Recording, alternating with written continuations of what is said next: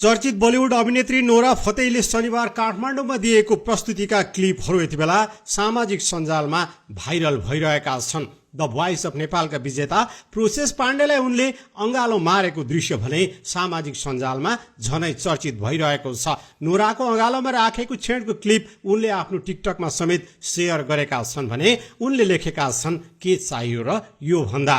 अभिनेत्री नोरा फतेहीले काठमाडौँमा आकर्षक नृत्य प्रस्तुत गर्दै गर्दाका यी क्लिपहरू यति बेला सामाजिक सञ्जालमा चर्चित बनेका हुन्। शिक्षाबाट वञ्चित बालबालिकाको क्षेत्रमा काम गर्दै आएको सामाजिक संस्था ह्युमन रेस्पेक्ट नेपालको सहयोगार्थ उक्त कार्यक्रम आयोजित भएको हो। अभिनेत्री नोरा फतेहीको नृत्य र गायन निकै आकर्षक रहेको थियो। त्यसक्रममा धेरै नेपाली कलाकार र दर्शकहरू उनीसँगै झुम्न पुगेका थिए। तिनै मध्येको एक क्षणमा अभिनेत्री नोराले भोइस अफ नेपालका विजेता प्रोसेस पाण्डेलाई अँगालो मारेको दृश्य यति बेला सामाजिक सञ्जालमा चर्चित बनेको हो।